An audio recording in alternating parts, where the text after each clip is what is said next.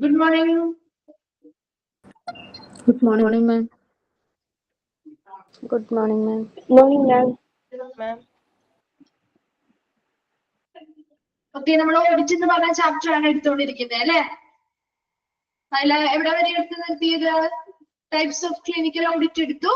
Purpose of clinical audit അല്ലേ എടുത്തുകൊണ്ടിരിക്കുന്നേ? പർപ്പസില് ഫുൾ കംപ്ലീറ്റ് ആയില്ലല്ലോ.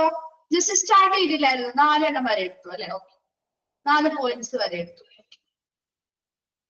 ഓക്കെ, അപ്പൊ നമുക്ക് അത് ഒന്നുകൂടി കണ്ടിന്യൂ ചെയ്യാം കേട്ടോ. ഒന്നുകൂടി പറഞ്ഞിട്ട് നമുക്ക് കണ്ടിന്യൂ ചെയ്യാം. അപ്പൊ എന്തൊക്കെയായിരുന്നു നമ്മൾ ആദ്യത്തെ 4 പർപ്പസിൽ പറഞ്ഞത്? ഒന്നാമത്തെ എന്ത് പർപ്പസ് ആയിരുന്നു?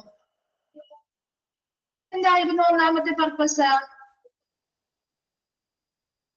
എന്തായിരിക്കും? അസസ്മെന്റ് ഓഫ് അച്ചീവ്മെന്റ്സ് അല്ലെ? നിലവിലെ നേട്ടങ്ങളൊക്കെ നമുക്ക് വിലയിരുത്തി ഒരു ബേസ് ലൈൻ ഇൻഫർമേഷൻ, ഒരു അടിസ്ഥാനപരമായ ഒരു വിവരങ്ങൾ നേടിക്കൊണ്ട് നമുക്ക് ഭാവിയെ കുറിച്ച് അല്ലെ, ഫ്യൂച്ചർ അല്ലെ, ഭാവിയെ കുറിച്ചുള്ള പ്രവർത്തനങ്ങൾ നമുക്ക് എന്ത് ചെയ്യാൻ പറ്റും? പ്ലാൻ ചെയ്യാൻ പറ്റും, അല്ലെങ്കിൽ ആസൂത്രണം ചെയ്യാനായിട്ട് ഇതുവഴി സാധിക്കുന്നുണ്ട് എന്ന് പറഞ്ഞു. രണ്ടാമത്തത് ഫോർ കമ്പാരിസൺ പർപ്പസ് അല്ലെ, with a view to improving the service. അപ്പൊ മുൻപുണ്ടായിരുന്ന സർവീസുകൾ, മുൻപ് കൊടുത്തിരുന്ന പ്രവർത്തനങ്ങൾ എങ്ങനെയായിരുന്നു, ഇപ്പൊ ചെയ്യുന്ന പ്രവർത്തനങ്ങൾ എങ്ങനെയാണ്, ഇതൊക്കെ തമ്മിലൊന്ന് കമ്പയർ ചെയ്ത് ഇംപ്രൂവിംഗ് ദ സർവീസ്, സർവീസിനെ മെച്ചപ്പെടുത്തൽ നടത്താനായിട്ട് സഹായിക്കുന്നുണ്ട് അല്ലെ. മൂന്നാമത്തത് it's regulatory nature that ensures full and effective utilisation of staff and facilities available. അവിടെയുള്ള സ്റ്റാഫുകളുടെയും അതുപോലെ അവൈലബിൾ ആയിട്ടുള്ള ഫെസിലിറ്റികൾ, സൗകര്യങ്ങളുടെയും പൂർണ്ണമായിട്ടും ഫലപ്രദമായിട്ടുള്ള ഒരു വിനിയോഗം നമുക്ക് ഉറപ്പുവരുത്താൻ സാധിക്കുന്നുണ്ട്. നാലാമത് എന്താ പറയുന്നത്? ഹെൽത്ത് പ്രോഗ്രാംസ്, സർവീസുകൾ അല്ലെ, നിലവില് പ്രയോഗത്തിൽ ഇരിക്കുന്ന അല്ലെങ്കിൽ നിലവില് പ്രാവർത്തികമാക്കിക്കൊണ്ടിരിക്കുന്ന എന്താണ് പ്രോഗ്രാമുകള്, സർവീസുകൾ, ഹെൽത്ത് പ്രോഗ്രാമുകള്, സർവീസുകളുമായി ബന്ധപ്പെട്ട കാര്യക്ഷമതയും ഫലപ്രാപ്തിയും വിലയിരുത്താനും നമുക്ക് ഇതിലൂടെ സാധിക്കുന്നത് എന്നുള്ളതാണ്.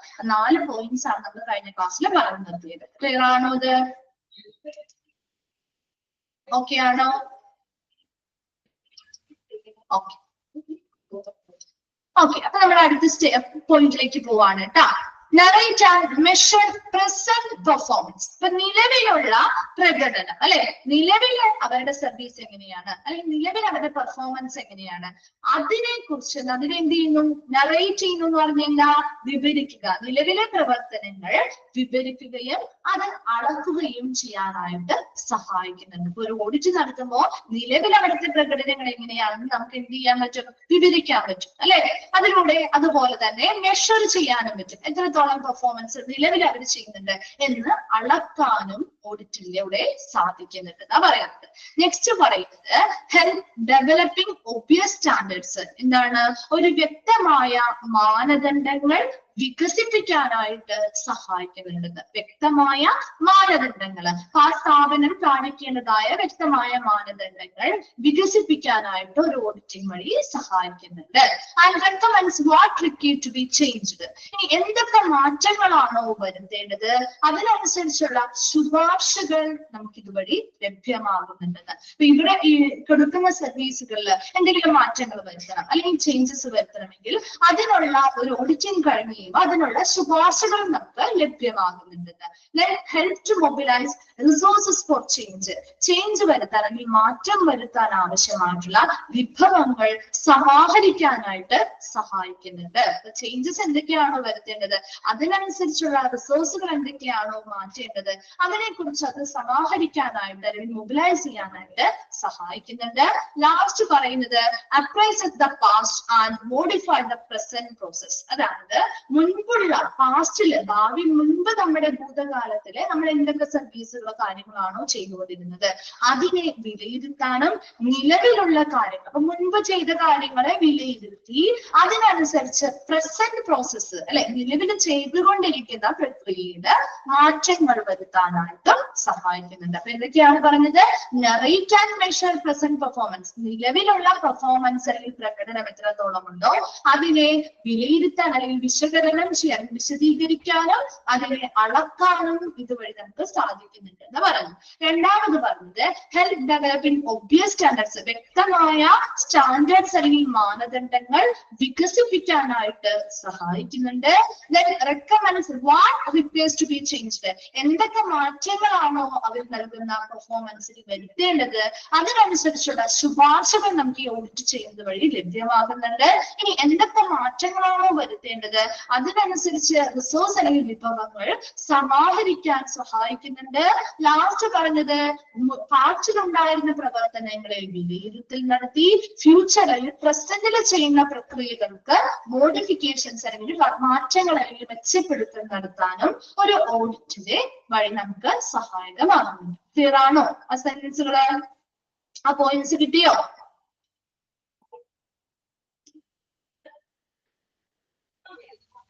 ഓക്കെ. നമ്മൾ നെക്സ്റ്റ് പറയുന്നത് prerequisite for clinical audit. ഒരു ക്ലിനിക്കൽ ഓഡിറ്റ് ചെയ്യാൻ വേണ്ടി നമുക്ക് വേണ്ട മുൻകൂറായിട്ടുള്ള ആവശ്യങ്ങൾ എന്തൊക്കെയാണ്, അല്ലെങ്കിൽ എന്തൊക്കെ കാര്യങ്ങളാണ് നമുക്ക് മുൻകൂറായിട്ട് ഒരു ക്ലിനിക്കൽ ഓഡിറ്റ് ചെയ്യാൻ വേണ്ടി ആവശ്യമായിട്ട് വരുന്നത്. അതിലൊന്നാമതാണ് ഈ ക്ലിനിക്കൽ ഓഡിറ്റ് ചെയ്യാൻ വേണ്ടി ഒരു മെഡിക്കൽ ഓഡിറ്റ് കമ്മിറ്റി ആവശ്യമാണ്. അല്ലെ, ഒരു കമ്മിറ്റി വേണം. ഈ ഒരു ഓഡിറ്റ് ചെയ്യണമെങ്കിൽ ഒരു കമ്മിറ്റി വേണ്ടേ? അതിനുവേണ്ടി ആ കമ്മിറ്റിയിൽ ആരൊക്കെയായിരിക്കും ഉൾപ്പെടുക? ഹോസ്പിറ്റൽ അഡ്മിനിസ്ട്രേഷൻ ആയിരിക്കണം. അഡ്മിനിസ്ട്രേഷനിൽ നിന്നുള്ള ഒരു ചെയർമാൻ ഉണ്ടാവും. ഓഫീസർ ഇൻചാർജ് ആയിരിക്കും മെമ്പർ സെക്രട്ടറി എന്ന് പറയുന്നത്. അതുപോലെ ഹെഡ് ഓഫ് ഡിഫറെന്റ് ഡിപ്പാർട്ട്മെന്റ് ആയിരിക്കും മെമ്പേഴ്സ്. ഇവരെല്ലാവരും മെമ്പേഴ്സ് ആണ്. അതിൽ ഹോസ്പിറ്റൽ അഡ്മിനിസ്ട്രേഷന്റെ ചെയർമാൻ ഉൾപ്പെടും. അതുപോലെ ഓഫീസ് ഇൻചാർജ് ആയിരിക്കും. ആരാണ്? മെമ്പർ സെക്രട്ടറി ആണ് ഓഫീസ് ഇൻചാർജ് ആയിട്ട് വരുന്നത്. അതുപോലെ പല ഡിപ്പാർട്ട്മെന്റുകളുടെ ഹെഡുകളും എന്തിൽ ഉൾപ്പെടുന്നുണ്ട്? ഇതിലുള്ള മെമ്പേഴ്സിൽ ഉൾപ്പെടുന്നുണ്ട്. ഇതിലുള്ള അംഗങ്ങളാണ് പറയുന്നത്. ഹോസ്പിറ്റൽ അഡ്മിനിസ്ട്രേഷന് ചെയർമാൻ ഉണ്ടാവും. അതുപോലെ തന്നെ ഹോസ്പിറ്റൽ അഡ്മിനിസ്ട്രേഷനുമായി ബന്ധപ്പെട്ട ആളായിരിക്കും ചെയർമാനായിട്ട്. ഓഫീസർ ഇൻചാർജ് ആയിട്ട് പ്രവർത്തിക്കുന്നത് മെമ്പർ സെക്രട്ടറി ആയിരിക്കും. അതുപോലെ ഹെഡ് ഓഫ് ഡിഫറെന്റ് ഡിപ്പാർട്ട്മെന്റിന്റെ ഹെഡുകളും ഇതില് അംഗങ്ങളായിരിക്കും. ഇത്രയും ആൾക്കാരുള്ള ഒരു കമ്മിറ്റി ഉണ്ടായിരിക്കണം ഈ ഒരു ഓഡിറ്റിംഗ് ചെയ്യാനായിട്ട്. ഇനി അടുത്തതായിട്ട് പറയുന്നത് the committee to meet once a month a fixed day. ഒരു മാസത്തില് ഒരു ഫിക്സഡ് ദിവസം, ഒരു നിശ്ചയിച്ച ദിവസം ഇവര് എല്ലാ മാസവും നിശ്ചയിച്ച ദിവസം ഇവർ എന്ത് കൂടാറുണ്ടായിരിക്കും? ആ കമ്മിറ്റി അവര് എന്ത് ചെയ്യാറുണ്ട്? കൂടാറുണ്ട്. അപ്പൊ അത് എല്ലാ മാസവും ഒരു നിശ്ചിത ദിവസം, ഫിക്സഡ് ഡേറ്റ് ആണ്. ആ ഒരു ഫിക്സഡ് ഡേറ്റില് നിർബന്ധമായിട്ട് ഇവർ കമ്മിറ്റിയുടെ യോഗം ചേരുകയും ചെയ്യും. അപ്പൊ ഒരു മെഡിക്കൽ ഓഡിറ്റ് കമ്മിറ്റി ഇതിന് വേണം. അതില് ഹോസ്പിറ്റൽ അഡ്മിനിസ്ട്രേഷനുമായി ബന്ധപ്പെട്ട ഒരു ചെയർമാൻ ഉണ്ടാവും. അതുപോലെ ഓഫീസർ ഇൻചാർജ് ആയിട്ടുള്ള ഒരു മെമ്പർ സെക്രട്ടറി ഉണ്ടാവും. അതുപോലെ പല ഡിപ്പാർട്ട്മെന്റ് ഹെഡുകളും ഒക്കെ ഇതിലെ അംഗങ്ങളായിട്ട് വരുന്നുണ്ട്. ഇവര് മാസത്തിൽ ഒരു ദിവസം ഒരു ഫിക്സഡ് ഡേറ്റിന് കൃത്യമായിട്ട് ഇതുമായി ബന്ധപ്പെട്ട യോഗം ചേരുകയും ചെയ്യും. അടുത്തത് വെൽ ഓർഗനൈസ്ഡ് ആയിട്ടുള്ള മെഡിക്കൽ റെക്കോർഡുകളുടെ സഹായമാണ്. അതായത് hospital statistics, hospital resources, hospital utilisation rates, admission data. അപ്പൊ ഇവിടെ ഓഡിറ്റിംഗ് നടത്തണമെങ്കിൽ മതിയായിട്ടുള്ള ഡേറ്റാസ് ആവശ്യമാണ്. അല്ലെ, നന്നായി ഓർഗനൈസ് ചെയ്തിട്ടുള്ള മെഡിക്കൽ റെക്കോർഡുകളുടെ പ്രസൻസ് ഇവിടെ ഓഡിറ്റിംഗിന് ആവശ്യമായിട്ടുണ്ട്. അപ്പൊ ഹോസ്പിറ്റലുമായി ബന്ധപ്പെട്ട സ്റ്റാറ്റിസ്റ്റിക്സ് അല്ലെങ്കിൽ സ്ഥിതി വിവര കണക്കുകളുമായി ബന്ധപ്പെട്ട റെക്കോർഡുകൾ വേണം. ഹോസ്പിറ്റൽ റിസോഴ്സുകളുമായി ബന്ധപ്പെട്ട റെക്കോർഡുകൾ വേണം. ഹോസ്പിറ്റലിന്റെ യൂട്ടിലൈസേഷൻ റേറ്റ്, ഉപയോഗ നിരക്കുമായി ബന്ധപ്പെട്ട കാര്യങ്ങൾ വേണം. അഡ്മിഷനുമായി ബന്ധപ്പെട്ട ഡേറ്റാസ് വേണം. അങ്ങനെയുള്ള എല്ലാ മെഡിക്കൽ റെക്കോർഡുകളുടെ ഒരു ഓർഗനൈസ്ഡ് ആയിട്ട് വളരെ കൃത്യമായിട്ട് ഓർഗനൈസ് ചെയ്ത് സംഘടിതമായിട്ട് നിർത്തിയിട്ടുള്ള നിങ്ങളുടെ മെഡിക്കൽ റെക്കോർഡുകളും ഒരു ഓഡിറ്റിംഗ് ചെയ്യുന്നതിന് വേണ്ടി മുൻകൂറായിട്ട് നമ്മൾ സെറ്റ് ചെയ്തിരിക്കണം. ഒരു കമ്മിറ്റി രൂപപ്പെടുത്തണം. അതുപോലെ തന്നെ ഒരു വെൽ ഓർഗനൈസ്ഡ് ആയിട്ടുള്ള മെഡിക്കൽ റെക്കോർഡുകളും അവിടെ ഓഡിറ്റിംഗിന് മുൻപായിട്ട് ഉണ്ടായിരിക്കണം. ക്ലിയർ ആണോ? Prerequisite for clinical audit.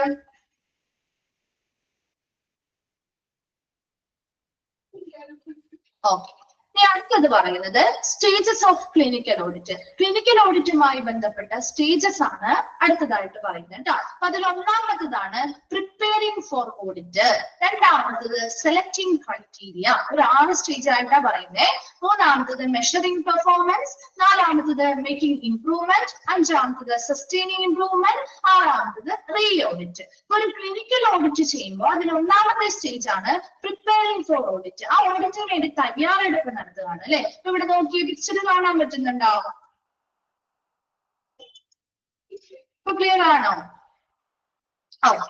നോക്കിയേ, ഇപ്പൊ പ്രിപ്പയറിംഗ് ഫോർ ഓഡിറ്റ് എന്ന് പറയുമ്പോൾ അതിൽ ആദ്യം നമ്മളൊരു യൂസേഴ്സിന്റെ ഇൻഫർമേഷൻ കളക്ട് ചെയ്യുന്നു. അപ്പൊ അവരിൽ നിന്ന് കിട്ടുന്ന ഇൻഫർമേഷൻ അനുസരിച്ച് ഏത് ഭാഗത്തെയാണ് നമ്മൾ ഓഡിറ്റിംഗ് നടത്തേണ്ടത്, എവിടുത്തെ പെർഫോമൻസ് അല്ലെങ്കിൽ ഏത് ഏരിയയിലെ പെർഫോമൻസ് ആണോ നമ്മൾ ഓഡിറ്റിംഗ് വഴി മനസ്സിലാക്കേണ്ടത്, അതിന് വേണ്ടിയിട്ട് ടോപ്പിക് സെലക്ട് ചെയ്യും. ഇന്ന ഏരിയ അല്ലെങ്കിൽ ഇന്ന സർവീസിനെ കുറിച്ചാണ് നമുക്കൊരു ഓഡിറ്റിംഗ് നടത്തേണ്ടതെങ്കിൽ ആ ഓഡിറ്റിങ്ങിന് വേണ്ടിയുള്ള ടോപ്പിക്കുകൾ സെലക്ട് ചെയ്യും. Then prioritize audit. ആ ഓഡിറ്റിംഗ് ഏതൊക്കെ ഓഡിറ്റുകളായിരിക്കണം മുൻഗണനാ ക്രമത്തിൽ നടത്തേണ്ടത്. ഇപ്പൊ ഒരു ഹോസ്പിറ്റലിൽ നടക്കുന്ന ഒരു പല സർവീസുകളില്ലേ, അപ്പൊ അതിൽ ഏത് സർവീസ് ആയിരിക്കണം ആദ്യം നമ്മൾ ഓഡിറ്റ് ചെയ്യേണ്ടത്, അതിനനുസരിച്ച് ഒരു പ്രയോറിറ്റൈസ് ചെയ്യണം, മുൻഗണന കൊടുക്കണം. ആദ്യം ഇന്ന സർവീസിനെ കുറിച്ചുള്ള ഓഡിറ്റ് ആയിരിക്കണം ചെയ്യണം, അതിനുശേഷമായിരിക്കണം അടുത്ത ഓഡിറ്റ് ചെയ്യുന്നത്. അങ്ങനെ പ്രയോറിറ്റൈസ് ചെയ്ത് അത് കൃത്യമായിട്ട് വെക്കുക. അതുപോലെ ഡിഫൈനിങ് ദ പർപ്പസ്. നീ ഓഡിറ്റ് ചെയ്യാനായിട്ട് ഇപ്പൊ ഒരു ഏരിയയിൽ ഓഡിറ്റ് ചെയ്യണമെങ്കിൽ ആ ഓഡിറ്റ് ചെയ്യാനായിട്ടുള്ള പർപ്പസ് അല്ലെങ്കിൽ ഉദ്ദേശമുണ്ട് അല്ലെ, എന്തിനു വേണ്ടി ഈ ഓഡിറ്റ് ചെയ്യുന്നു അല്ലെ, ആ ഒരു പർപ്പസ് എന്താണെന്ന് കൃത്യമായിട്ട് ഡിഫൈൻ ചെയ്യുക അല്ലെങ്കിൽ നിർവചിക്കുക. ഇനി അതിനുശേഷം ആ ഒരു കൃത്യമായ പർപ്പസ് നമുക്ക് മനസ്സിലായി, ആ ഓഡിറ്റിംഗ് വളരെ അനിവാര്യമാണെന്ന് തോന്നിയാൽ അതിനു വേണ്ടിയുള്ള പ്ലാനിങ്ങുകൾ ചെയ്യുക, അതിനുവേണ്ടി ആസൂത്രണങ്ങളിൽ പ്രിപ്പറേഷൻസ് നടത്തുകയാണ് സ്റ്റേജ് 1 പറയുന്നത്. ക്ലിയർ ആണോ? Stage 1 preparing for audit clear ആണോ? ജസ്റ്റ് ആ ഒരു സർക്കിൾ നിങ്ങളൊന്ന് വായിച്ച് മനസ്സിലാക്കി വെച്ചാൽ മതി കേട്ടോ.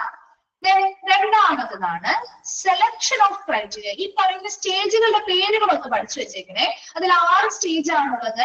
ആ 6 സ്റ്റേജിലും ഏതൊക്കെ ഉൾപ്പെടാത്ത സ്റ്റേജിൽ വരാത്തത് ഏതാണ് അല്ലെങ്കിൽ ഉൾപ്പെടുന്നവ ഏതാണ് എന്ന രീതിയിലും ചോദിക്കാം കേട്ടോ. അപ്പൊ ആ ഒരു 6 സ്റ്റേജ് ഒന്ന് ഓർത്ത് വെക്കണം കേട്ടോ. അതിൽ രണ്ടാമത്തെ സ്റ്റേജ് ആണ് സെലക്ഷൻ ഓഫ് ക്രൈറ്റീരിയ. അപ്പൊ നമ്മളിപ്പോ ഒരു ടോപ്പിക് എടുത്തു, ഒരു സർവീസിനെ കുറിച്ച് ഒരു ഓഡിറ്റിംഗ് നടത്താമെന്ന് വിചാരിച്ചു. അപ്പൊ അതുമായി ബന്ധപ്പെട്ട പ്രിപ്പറേഷൻസും തയ്യാറെടുപ്പുകളും പ്ലാനിങ്ങും ഒക്കെ നടത്തിക്കൊണ്ടിരിക്കുകയാണെങ്കിൽ ഇവിടെ ഏത് ക്രൈറ്റീരിയ വെച്ചായിരിക്കണം നമ്മളിവിടെ എന്ത് ചെയ്യേണ്ടത്, ഓഡിറ്റിംഗ് നടത്തേണ്ടത്. ഏത് ക്രൈറ്റീരിയ ഏത് മാനദണ്ഡങ്ങൾക്കനുസരിച്ചായിരിക്കണം ഈ ഓഡിറ്റ് നടത്തേണ്ടതെന്ന് സെലക്ട് ചെയ്യണം. അപ്പൊ ആദ്യം ഡിഫൈനിങ് ക്രൈറ്റീരിയ, ഏത് സ്റ്റാൻഡേർഡ്സ് അല്ലെങ്കിൽ ഏത് മാനദണ്ഡങ്ങൾക്കനുസരിച്ചാണ് നമ്മളിവിടെ ഓഡിറ്റിംഗ് നടത്താൻ പോകുന്നത് അത് നിർണ്ണയിക്കുന്നു. അതിനുശേഷം സോഴ്സ് ഓഫ് എവിഡൻസ്, എവിടെ നിന്നൊക്കെ ഈ ഓഡിറ്റിംഗിന് വേണ്ടിയുള്ള സോഴ്സ് അല്ലെങ്കിൽ ഉറവിടങ്ങൾ എവിഡൻസുകൾ നമുക്ക് എവിടെ നിന്ന്, തെളിവുകൾ അല്ലെ. അപ്പൊ ആ ഒരു ഓഡിറ്റ് ചെയ്യണമെങ്കിൽ അതിനനുസരിച്ചുള്ള മെഡിക്കൽ റെക്കോർഡുകളും ഡോക്യുമെന്റ്സും കാര്യങ്ങളൊക്കെ വേണം. അപ്പൊ ആ സോഴ്സ് എങ്ങനെയാണെന്നുള്ളത് കണ്ടെത്തുന്നു. അതിനുശേഷം അപ്രൈസിംഗ് ദ എവിഡൻസ്, എവിഡൻസ് എന്ത് ചെയ്യുന്നു, വിലയിരുത്തൽ നടത്തുന്നു. അതാണ് സെലക്ഷൻ ഓഫ് ക്രൈറ്റീരിയ. പറയുന്നത് ആദ്യം ഏത് ക്രൈറ്റീരിയ ഏത് മാനദണ്ഡത്തിനനുസരിച്ചായിരിക്കണം നമ്മൾ ഓഡിറ്റിംഗ് നടത്തേണ്ടതെന്ന് നിർണ്ണയിക്കുന്നു. അതിനുശേഷം അതിനാവശ്യമായിട്ടുള്ള എവിഡൻസുകൾ സെലക്ട് ചെയ്യുന്നു, അല്ലെങ്കിൽ ആ സോഴ്സ് അല്ലെങ്കിൽ ആ എവിഡൻസ് കിട്ടേണ്ട ഉറവിടങ്ങൾ കണ്ടെത്തുന്നു. അതിനുശേഷം ഈ എവിഡൻസുകൾ എന്ത് ചെയ്യുന്നു, വിലയിരുത്തൽ നടത്തുന്നു. അതാണ് സെലക്ഷൻ ഓഫ് ക്രൈറ്റീരിയ പറയുന്നത്. ക്ലിയർ ആണോ? ഓക്കെ ആണോ? ഓക്കെ.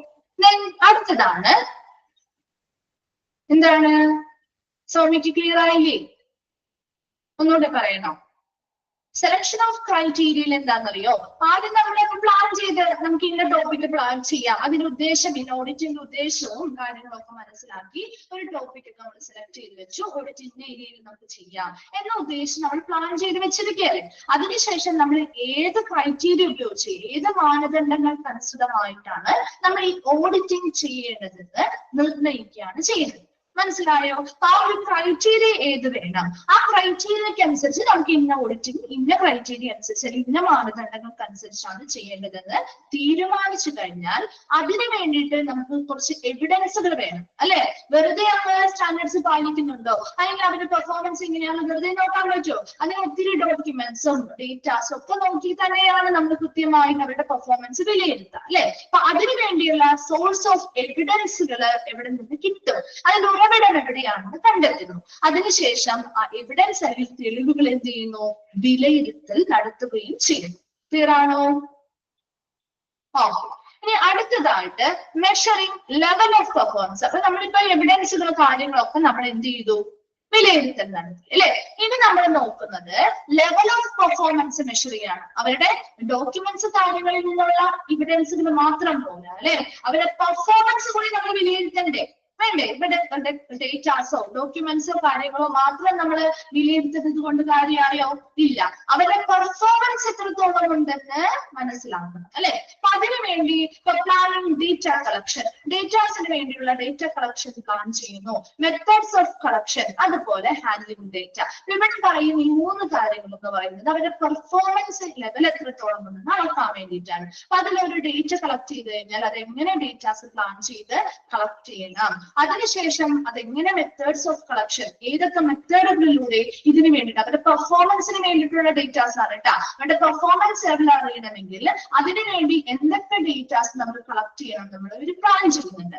അതിനുശേഷം ആ പ്ലാൻ ചെയ്ത ഇന്ന ഡേറ്റാസ് കളക്ട് ചെയ്യാം എന്ന് ഇവർക്ക് മനസ്സിലാക്കി കഴിഞ്ഞാൽ ഏതൊക്കെ മെത്തേഡിലൂടെ ഇത് നമുക്ക് കളക്ട് ചെയ്യാൻ പറ്റും അല്ലെ? പല മെത്തേഡിലൂടെ കളക്ട് ചെയ്യാൻ പറ്റും. ഇപ്പൊ നമുക്ക് ഒരു പെർഫോമൻസ് എടുക്കണമെങ്കിൽ ചിലപ്പോൾ നമുക്ക് സർവേ മെത്തേഡിലൂടെ ഡേറ്റ കളക്ട് ചെയ്യുന്നതായിട്ട് വരും. നമുക്ക് ചിലപ്പോൾ നേരിട്ട് ഇന്റർവ്യൂസ് അല്ലെങ്കിൽ ഒബ്സർവേഷൻസിലൂടെ ഡേറ്റ കളക്ട് ചെയ്യുന്നതായിട്ട് വരും അല്ലെ? നമുക്ക് ക്വസ്റ്റ്യനെയർസിലൂടെ ഡേറ്റ കളക്ട് ചെയ്യേണ്ടതായിട്ട് വരും, നേരിട്ട് നിരീക്ഷണം നടത്തി ഡേറ്റ കളക്ട് ചെയ്യേണ്ടതായിട്ട് വരും. മനസ്സിലാവുന്നുണ്ടോ?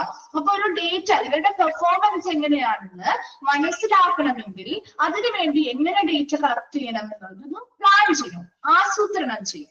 അതിനുശേഷം ഏതൊക്കെ മെത്തേഡുകളിലൂടെ നമുക്ക് ഇത് കളക്ട് ചെയ്യാൻ പറ്റുമെന്ന് മനസ്സിലാക്കണം. ആ മെത്തേഡുകൾ പ്രയോഗിച്ചുകൊണ്ട് നമ്മൾ ആ ഡേറ്റാസിനെ കളക്ട് ചെയ്യുന്നു, അത് നല്ല രീതിയിൽ കൈകാര്യം ചെയ്യുന്നു. ക്ലിയർ ആണോ? Measuring level of performance okay ആണോ? 3 പോയിന്റ് മനസ്സിലായോ? ക്ലിയർ ആണോ എല്ലാവർക്കും? ഓക്കെ.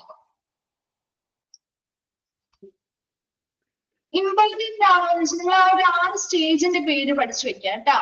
അതിനുള്ളിൽ വരുന്ന കാര്യങ്ങളൊന്നും ജസ്റ്റ് ഒന്ന് വായിച്ച് മനസ്സിലാക്കി വെച്ചാൽ മതി. പിക്ചർ വൈസ് ആയിട്ടൊക്കെ അല്ലേ കൊടുത്തിരിക്കുന്നത്. ആ ഒരു 6 സ്റ്റേജ് എന്നു മനസ്സിലാക്കുക. ആ 6 സ്റ്റേജ് ഏതൊക്കെയാണെന്നൊന്ന് മനസ്സിലാക്കി വെക്കുക കേട്ടോ. ഓക്കെ അല്ലേ? നെക്സ്റ്റ് പറയട്ടെ.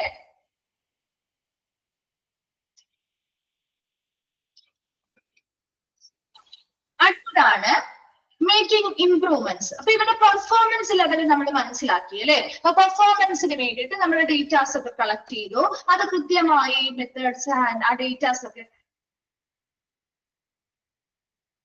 എക്സാമിന് വരുന്നതാണ് മിസ് പറഞ്ഞേ. 4 സ്റ്റേജുകൾ. ഇപ്പൊ നമ്മൾ 6 സ്റ്റേജ് പഠിക്കുന്നുണ്ട്. പല ഓരോ 6 സ്റ്റേജിന്റെയും ആ ഒരു സ്റ്റേജിന്റെ പേരുകൾ അല്ലെങ്കിൽ എന്താണ് ആ സ്റ്റേജ് എന്നുള്ളത് പഠിച്ചു വെക്കണം കേട്ടോ.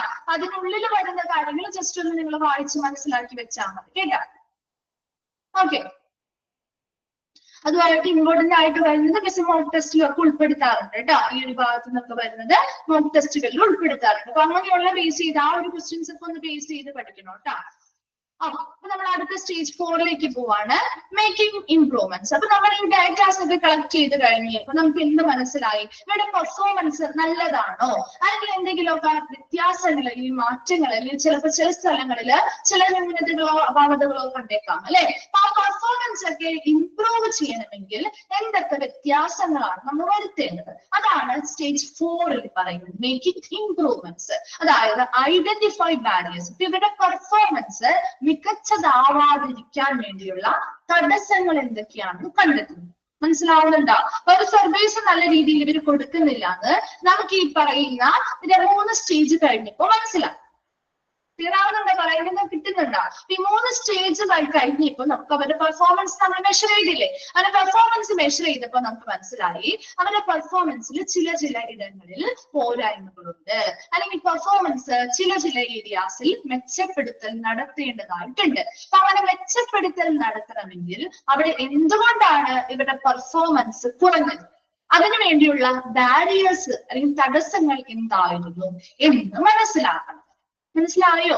അപ്പൊ ആദ്യം എന്താണ് ആ ബാരിയേഴ്സ് അല്ലെങ്കിൽ തടസ്സങ്ങൾ കണ്ടെത്തുകയാണ് ചെയ്യുന്നത്. കാരണം പെർഫോമൻസ് ഇവർക്ക് മികച്ചതാക്കാൻ പറ്റുന്നില്ലെങ്കിൽ അതിന്റെ കാരണം എന്താണ് എന്ന് കണ്ടെത്തുന്നു. അപ്പൊ അവിടെ ചിലപ്പോൾ ചിലർക്ക് ഭയമായതുകൊണ്ടാവാം, അവിടെ വർക്ക് ചെയ്യുന്ന സ്റ്റാഫുകൾക്ക് ചിലപ്പോൾ പേടിയായിട്ട് നല്ല രീതിയിൽ പെർഫോം ചെയ്യാൻ പറ്റാതെ വരുന്നത് കൊണ്ടോ അവിടുത്തെ പ്രകടനം കുറഞ്ഞു പോയേക്കാം. അല്ലെങ്കിൽ ലാക്ക് ഓഫ് അണ്ടർസ്റ്റാൻഡിങ്, ചിലപ്പോൾ നന്നായിട്ട് മനസ്സിലാവുന്നതിലുള്ള അഭാവം മൂലം ശരിക്കും മനസ്സിലാവാതെ വരികയോ അല്ലെങ്കിൽ മനസ്സിലാവുന്നതിലുണ്ടാകുന്ന പ്രശ്നങ്ങളോ കാര്യങ്ങളോ ലോ മുറയിൽ നല്ല രീതിയിലുള്ള മനോവീര്യം അല്ലെങ്കിൽ ഒരു കോൺഫിഡൻസ് ഇല്ലായ്മയിലൂടെയും അവരുടെ പെർഫോമൻസ് കുറഞ്ഞേക്കാം. അല്ലെങ്കിൽ പുവർ കമ്മ്യൂണിക്കേഷൻ, നല്ലൊരു ആശയവിനിമയം മറ്റുള്ളവരുമായിട്ട് അവിടെ ഇല്ലാത്തത് കൊണ്ടും, അപ്പൊ നമുക്കിപ്പോ ഒരു കാര്യം ചെയ്യാൻ അറിയില്ലെങ്കിൽ നമ്മൾ മറ്റൊരാളോട് ചോദിച്ച് മനസ്സിലാക്കി ചെയ്യുമ്പോൾ അത് നമുക്ക് ഒന്നുകൂടി പെർഫെക്റ്റ് ആയിട്ട് ചെയ്യാൻ പറ്റില്ലേ, ഇല്ലേ? അപ്പൊ അങ്ങനെ ഒരു കമ്മ്യൂണിക്കേഷൻ ഇല്ലായ്മ, അപ്പൊ അങ്ങനെ ഒരു ആശയവിനിമയം ചിലപ്പോൾ നല്ല രീതിയിൽ നടന്നിട്ടുണ്ടാവില്ല, അല്ലെങ്കിൽ നല്ലൊരു കോൺഫിഡൻസ് ലെവൽ അവർക്ക് ഉണ്ടാവില്ല, അല്ലെങ്കിൽ ചിലപ്പോൾ ഒരു മനസ്സിലാവുന്നതിൽ എന്തെങ്കിലും അഭാവങ്ങൾ ഉണ്ടായേക്കാം,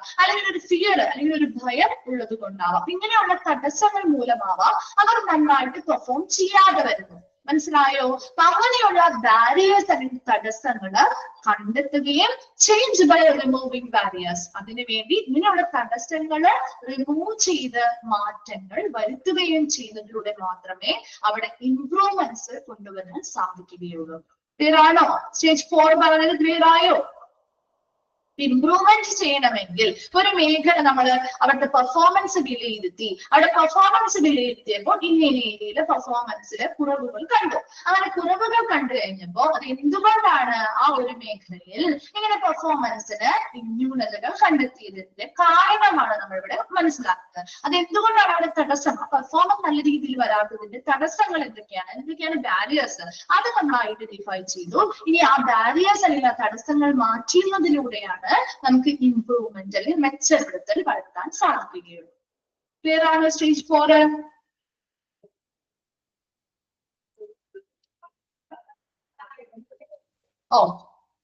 അടുത്തതാണ് സ്റ്റേജ് 5, സസ്റ്റൈനിങ് ഇംപ്രൂവ്മെന്റ്. ഇംപ്രൂവ്മെന്റ് എന്ത് ചെയ്യുന്നു? സുസ്ഥിരമായിട്ടുള്ള ഒരു മെച്ചപ്പെടുത്തൽ നടത്തണം, അല്ലെ? അതിനുവേണ്ടി റീഇൻഫോഴ്സിംഗ് ഇംപ്രൂവ്മെന്റ്, ഇംപ്രൂവ്മെന്റ്സ് ശക്തിപ്പെടുത്തുക, മോണിറ്ററിംഗ് ആൻഡ് ഇവാലുവേഷൻ, കൃത്യമായ നിരീക്ഷണങ്ങളും വിലയിരുത്തലും നടത്തുക, അതുപോലെ തന്നെ റീ ഓഡിറ്റിംഗ് നടത്തുക. ഒരു പ്രാവശ്യം ഓഡിറ്റ് ചെയ്താൽ മാത്രം പോരാ, നമ്മൾ ഇടയ്ക്കിടയ്ക്ക് എന്ത് ചെയ്യുന്നു?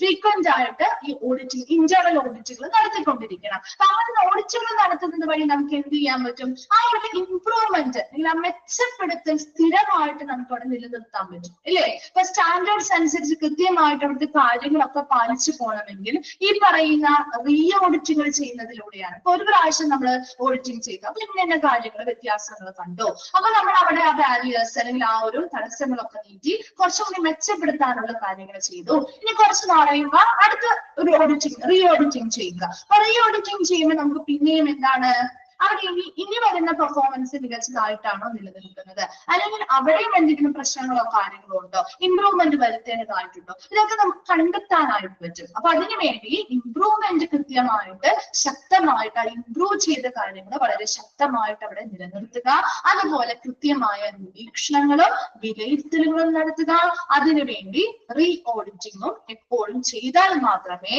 ആ ഒരു ഇംപ്രൂവ്മെന്റ് ആയിട്ടുള്ള കാര്യങ്ങൾ അവിടെ സുസ്ഥിരമായിട്ടുള്ള ഒരു ഇംപ്രൂവ്മെന്റ് അല്ലെങ്കിൽ മെച്ചപ്പെടുത്തൽ നമുക്ക് അവിടെ നിലനിർത്താൻ സാധിക്കുകയുള്ളൂ. ക്ലിയർ ആണോ? സ്റ്റേജ് 5 ക്ലിയർ ആയോ? ഓക്കെ. Then സ്റ്റേജ് 6 ആണ് റീ ഓഡിറ്റിംഗ് ചെയ്യുക എന്നുള്ളത്. അപ്പൊ നമുക്ക് റിവ്യൂ എവിഡൻസ്, അപ്പൊ നമുക്ക് കിട്ടിയ എവിഡൻസുകൾ കാര്യങ്ങൾ നമ്മൾ ഈ മെച്ചപ്പെടുത്തലുകൾ കാര്യങ്ങളൊക്കെ നടത്തിയിട്ടുണ്ടാവോ, അത് കഴിഞ്ഞ് നമ്മൾ കുറച്ച് നാൾ കഴിഞ്ഞ് നമ്മൾ എന്ത് ചെയ്യുന്നു? പിന്നെയും ഓഡിറ്റിംഗ് ചെയ്യുന്നു. റിവ്യൂ എവിഡൻസ്, നമുക്ക് കിട്ടിയ തെളിവുകൾ കാര്യങ്ങൾക്കനുസരിച്ച് നമ്മൾ അതൊന്ന് അവലോകനം ചെയ്യുന്നു. മെഷർ എഫക്റ്റീവ്നെസ്, എത്രത്തോളം കാര്യക്ഷമതയിലാണ് അവിടുത്തെ പ്രവർത്തനങ്ങൾ നടത്തുന്നത് എന്ന് മെഷർ ചെയ്യുന്നു. And decide how often to reaudit, ഈ റീ ഓഡിറ്റ് വീണ്ടും വീണ്ടും റീ ഓഡിറ്റ് എന്നാണ് നമുക്ക് ഇനി റീ ഓഡിറ്റിംഗ് ചെയ്യേണ്ടത്, അല്ലെ? എത്ര തവണ നമുക്ക് ഈ ഒരു reaudit, decide how often to reaudit, reauditing എത്ര തവണ നമ്മൾ ഇനി ചെയ്യേണ്ടതായിട്ട് വരും എന്നൊക്കെ നമ്മൾ തീരുമാനിക്കുന്നത് ഈ സ്റ്റേജ് 6-ലാണ്. അതായത് ഓൺഗോയിങ് പ്രോസസ് മോണിറ്ററിംഗ്, അതുപോലെ തന്നെ നിലവിൽ നടന്നുകൊണ്ടിരിക്കുന്ന പ്രവർത്തനങ്ങളെ നിരീക്ഷിക്കുകയും ചെയ്യുന്നത് അല്ലെങ്കിൽ മോണിറ്റർ ചെയ്യുകയും ചെയ്യുന്നത്. അപ്പൊ ഇവിടെ റീ ഓഡിറ്റിംഗ് എന്ന് പറഞ്ഞാൽ ശരിക്കും നമ്മൾ ആ കിട്ടിയിരിക്കുന്ന എവിഡൻസ്, തെളിവുകൾ കാര്യങ്ങളെല്ലാം നമ്മൾ ഒന്നുകൂടി അവലോകനം ചെയ്ത് അപ്പൊ ഇംപ്രൂവ്മെന്റ്സ് നടത്തിയിട്ടുണ്ടെങ്കിൽ അതെല്ലാം മെച്ചപ്പെടുത്തി കൊണ്ടുവന്നിട്ടുണ്ടാവും, അല്ലെ? അപ്പൊ അതൊക്കെ നമ്മൾ റിവ്യൂ ചെയ്ത് അവലോകനം ചെയ്ത് അടുത്ത കാര്യക്ഷമത എത്രത്തോളം ഉണ്ടെന്ന് ഒന്നുകൂടി മനസ്സിലാക്കി ഇനി പിന്നീട് എപ്പോഴാണ് നമുക്ക് ഈ ഒരു റീ ഓഡിറ്റ് ചെയ്യേണ്ടതായിട്ടുള്ള ഒരു ആവശ്യകത വരുന്നത്, ഇനി എത്ര പ്രാവശ്യം നമുക്ക് ഈ ഒരു റീ ഓഡിറ്റ് ചെയ്യേണ്ടതായിട്ട് വരും, നമ്മൾ ഉദ്ദേശിച്ചിരിക്കുന്ന പൂർണ്ണമായ എഫക്റ്റീവ്നെസ് അല്ലെങ്കിൽ പൂർണ്ണമായിട്ടുള്ള ആ ഒരു സ്റ്റേജിലേക്ക് എത്താൻ വേണ്ടി നമ്മൾ ഇനി എത്ര റീ ഓഡിറ്റിംഗ് ചെയ്യേണ്ടതായിട്ട് വരും എന്നൊക്കെ നമുക്ക് ഇതിലൂടെ തീരുമാനിക്കാൻ പറ്റും. ആ നിലവിൽ നടന്നുകൊണ്ടിരിക്കുന്ന പ്രക്രിയകളും നമ്മൾ അവിടെ നിരീക്ഷിക്കുന്നതിനെയാണ് റീ ഓഡിറ്റിംഗ് ചെയ്യുക എന്ന് പറയുന്നത്. ക്ലിയർ ആണോ? ഈ ഒരു 6 സ്റ്റേജിലൂടെയാണ് ശരിക്കും ഓഡിറ്റിംഗ് നടത്തുന്നത്. ഓഡിറ്റിംഗ് എന്ന് പറയുമ്പോൾ ഒറ്റ പ്രാവശ്യം മാത്രം ചെയ്യുന്നതായിട്ട് നിങ്ങൾ കണക്കാക്കരുത്. നമ്മുടെ ഒരു സ്ഥാപനത്തിന്റെ ഇംപ്രൂവ്മെന്റിന് വേണ്ടി നമുക്ക് ഇടയ്ക്കിടയ്ക്ക് ഈ ഓഡിറ്റിംഗ് ചെയ്യേണ്ടതായിട്ട് വരും. അപ്പോഴാണ് നമ്മുടെ ന്യൂനതകൾ കണ്ടെത്താനും അതിനനുസരിച്ച് ഇംപ്രൂവ്മെന്റുകൾ നടത്താനും സാധിക്കുകയുള്ളൂ. ഓക്കെ ആണോ? സ്റ്റേജ് 6 6 സ്റ്റേജസും ക്ലിയർ ആണോ? ഓക്കെ. നമ്മൾ നെക്സ്റ്റ് പറയാൻ പോകുന്നത് types of clinical audit. Just നിങ്ങൾ ആ പേര് മാത്രമേ നിങ്ങൾക്ക് പഠിക്കാനുള്ളൂ. പക്ഷെ എന്താണെന്നുള്ളത് ജസ്റ്റ് ഒന്ന് അറിഞ്ഞിരിക്കാൻ വേണ്ടി മാത്രം മിസ് പറഞ്ഞുതരാം കേട്ടോ. ആ ഒരു 6 സ്റ്റേജസ് കഴിഞ്ഞു കഴിഞ്ഞാൽ നമുക്ക് അടുത്തതായിട്ട് ടൈപ്സ് ഓഫ് ക്ലിനിക്കൽ ഓഡിറ്റ് ആണ്. ക്ലിനിക്കൽ ഓഡിറ്റിന്റെ പല ടൈപ്പ് ക്ലിനിക്കൽ ഓഡിറ്റുകൾ ചെയ്യാറുണ്ട് ഹോസ്പിറ്റലിൽ. അപ്പൊ അതിൽ ഒന്നാമത്തതാണ് സ്റ്റാറ്റിസ്റ്റിക്കൽ ഓഡിറ്റ് എന്ന് പറയുമ്പോൾ എന്തായിരിക്കാം? സ്ഥിതിവിവര കണക്കുകളുമായി ബന്ധപ്പെട്ട ഓഡിറ്റിംഗ് നടത്തുകയാണ് അല്ലെ. അപ്പൊ ഇവിടെ പ്രധാനമായിട്ടും നമ്മുടെ എന്തൊക്കെയാണ് ഏതൊക്കെ ഏരിയാസ് ഇംപ്രൂവ്മെന്റ് വേണം, ഏതൊക്കെ സ്റ്റാൻഡേർഡ്സ് ആണ് ഇവർ പാലിക്കുന്നത്, കൃത്യമായിട്ട് ആ സ്റ്റാൻഡേർഡ്സ് പാലിക്കുന്നുണ്ടോ, ഇംപ്രൂവ്മെന്റ് എവിടെയൊക്കെ നടത്തണം, അതിന് വേണ്ടിയിട്ട് നമ്മുടെ ഡേറ്റ അവിടെയുള്ള ഡേറ്റാസ് ഹോസ്പിറ്റലിന്റെ ഡേറ്റാസിന്റെ റിലയബിലിറ്റി, ക്വാളിറ്റി മുതലായ കാര്യങ്ങളാണ് ഇവിടെ സ്റ്റാറ്റിസ്റ്റിക്കൽ ഓഡിറ്റിലൂടെ ടെസ്റ്റ് ചെയ്ത് അല്ലെങ്കിൽ ചെക്ക് ചെയ്ത് നൽകുന്നത്. മനസ്സിലായോ? സ്റ്റാറ്റിസ്റ്റിക്കൽ ഓഡിറ്റ് എന്ന് പറയുമ്പോൾ അവിടെ ഡേറ്റാസ് എത്രത്തോളം റിലയബിൾ ആണ്, എത്രത്തോളം ക്വാളിറ്റി ഉള്ളതാണ്, അതിനനുസരിച്ച് നമുക്ക് കൃത്യമായ സ്റ്റാൻഡേർഡ്സ് അവിടെ പാലിക്കുന്നുണ്ടോ, അതുപോലെ തന്നെ കൃത്യമായ എന്താണ് അവിടെ ഇംപ്രൂവ്മെന്റ്സ് നടത്തേണ്ട ഏരിയാസ് ഏതൊക്കെയാണ് കണ്ടെത്താൻ പറ്റുന്നുണ്ടോ, ഇങ്ങനെയുള്ള കാര്യങ്ങളാണ് നമ്മൾ സ്റ്റാറ്റിസ്റ്റിക്കൽ ഓഡിറ്റിലൂടെ കണ്ടെത്തുന്നത്. ക്ലിയർ ആണോ? സ്റ്റാറ്റിസ്റ്റിക്കൽ ഓഡിറ്റ് എന്ന് പറയുന്നത് നിങ്ങൾ എപ്പോഴും ഡേറ്റാസുമായി ബന്ധപ്പെട്ടതാണ്. മെഡിക്കൽ റെക്കോർഡുകൾ, ഡോക്യുമെന്റ്സ് മുതലായവയുടെ ആധികാരികത എത്രത്തോളം ഉണ്ട്, അതുവഴി നമുക്ക് ആ ഇംപ്രൂവ് ചെയ്യേണ്ട ഏരിയാസ് കണ്ടെത്താനായിട്ട് സാധിക്കുന്നുണ്ടോ, അതിന്റെ റിലയബിലിറ്റി, ഒരു മെഡിക്കൽ റെക്കോർഡുകളുടെ ഒക്കെ റിലയബിലിറ്റി കാര്യങ്ങളൊക്കെ നമുക്ക് ഇതിലൂടെ വിലയിരുത്താൻ പറ്റും. ക്ലിയർ ആണോ? സ്റ്റാറ്റിസ്റ്റിക്കൽ ഓഡിറ്റ് മനസ്സിലായോ? ജസ്റ്റ് നിങ്ങൾക്ക് അത് പേര് മാത്രം പഠിച്ചാൽ മതി. എന്നാലും ജസ്റ്റ് ഒന്ന് മനസ്സിലാക്കാൻ വേണ്ടി പറഞ്ഞു തരുന്നതാണ് കേട്ടോ. രണ്ടാമത്തത് എക്സ്റേ വ്യൂ ഓഡിറ്റ് എന്ന് പറയുമ്പോൾ എന്തായിരിക്കാം, എന്തുമായി ബന്ധപ്പെട്ടതായിരിക്കാം? ഓരോ മേഖലയിലും ഓഡിറ്റിംഗ് നടത്തും നമ്മള്. അപ്പൊ അതിന് വേണ്ടിയിട്ട് എക്സ്റേ വ്യൂ ഓഡിറ്റ് എന്ന് പറയുമ്പോൾ റേഡിയോഗ്രാഫിയുമായി ബന്ധപ്പെട്ടതായിരിക്കും അല്ലെ. ഇങ്ങനെയുള്ള എക്സ്റേയുടെ ഇമേജുകള്, അതുപോലെ തന്നെ റിപ്പോർട്ടുകള് മുതലായ കാര്യങ്ങൾ ആ റേഡിയോളജി ഡിപ്പാർട്ട്മെന്റുമായി ബന്ധപ്പെട്ട് കേട്ടോ. അപ്പൊ എക്സ്റേയുടെ ഇമേജുകള്, അതുപോലെ അതുമായി ബന്ധപ്പെട്ട റിപ്പോർട്ടുകള് മുതലായ കാര്യങ്ങള് വിലയിരുത്തൽ നടത്തി അവിടുത്തെ ക്വാളിറ്റി എത്രത്തോളം ഉണ്ട്, ആക്യുറസി, ഈ പറയുന്ന റിപ്പോർട്ടുകളിലും ഇമേജുകളുടെ ഒക്കെ ആക്യുറസി, ക്വാളിറ്റി, അതുപോലെ തന്നെ കൃത്യമായ എല്ലാ മാനദണ്ഡങ്ങളും അവർ പാലിച്ചുകൊണ്ടാണോ അവിടെ പ്രവർത്തിക്കുന്നത്, ഇതെല്ലാം മനസ്സിലാക്കുന്നതാണ് എക്സ്റേ വ്യൂ ഓഡിറ്റ് എന്ന് പറയുന്നത്. ക്ലിയർ ആണോ? എക്സ്റേ വ്യൂ ഓഡിറ്റ് ജസ്റ്റ് പറഞ്ഞു തരുന്നത് മനസ്സിലാക്കി വെക്കാൻ വേണ്ടിയിട്ടാണ് കേട്ടോ. അത് എന്താണെന്നൊന്നും ചോദിക്കില്ല. ഇതിന്റെ ടൈപ്സ് ഏതൊക്കെ ഉൾപ്പെടുന്നത് ഏതാണ്, അല്ലെങ്കിൽ ഉൾപ്പെടാത്തത് ഏതാണെന്ന രീതിയിലുള്ള ക്വസ്റ്റ്യനെ വരും. മൂന്നാമത്തത് ഡിസീസ് ഓഡിറ്റ് എന്ന് പറയുമ്പോൾ എന്തായിരിക്കാം? Disease audit? പേഷ്യൻസിന്റെ കെയർ, കൊടുക്കുന്ന പരിചരണം മെച്ചപ്പെടുത്തുന്നതിന് വേണ്ടി നമ്മൾ എന്തൊക്കെ വിലയിരുത്തൽ നടത്തും? നിലവിലുള്ള പ്രക്രിയ അല്ലെ, ഒരു രോഗം വന്നാൽ നിലവിൽ നമ്മൾ ചെയ്യുന്ന പ്രാക്ടീസ് എങ്ങനെയാണ്, അതുപോലെ അത് കൃത്യമായ സ്റ്റാൻഡേർഡുകൾ പ്രകാരമാണോ ചെയ്യുന്നത്, ഇങ്ങനെയുള്ള കാര്യങ്ങളൊക്കെ വിലയിരുത്തുന്നതിനെയാണ് ഡിസീസ് ഓഡിറ്റ് എന്ന് പറയുന്നത് കേട്ടോ. ഒരു രോഗം വന്നു കഴിഞ്ഞാൽ അവിടെ കൊടുക്കുന്ന പേഷ്യൻസിന് കൊടുക്കുന്ന പരിചരണം, നിലവിൽ ആക്ച്വൽ ആയിട്ടുള്ള പ്രാക്ടീസുകൾ എത്രത്തോളം ഉണ്ട്, നമ്മൾ ചെയ്തുകൊണ്ടിരുന്ന മുൻപ് ചെയ്ത പ്രാക്ടീസുകളോളം ഉണ്ട്, അതെല്ലാം കമ്പയർ ചെയ്ത് പേഷ്യൻസിന് ഒരു ഇംപ്രൂവ്ഡ് ആയിട്ടുള്ള രീതിയിലുള്ള പേഷ്യന്റ് കെയർ കൊടുക്കാൻ വേണ്ടി എടുക്കുന്ന ഒരു ഓഡിറ്റ് ആണ് ഡിസീസ് ഓഡിറ്റ് എന്ന് പറയുന്നത്. ഓക്കെ ആണല്ലോ? ഒബ്സ്റ്റട്രിക് കേസസ് എന്ന് പറയുമ്പോൾ എന്തായിരിക്കാം?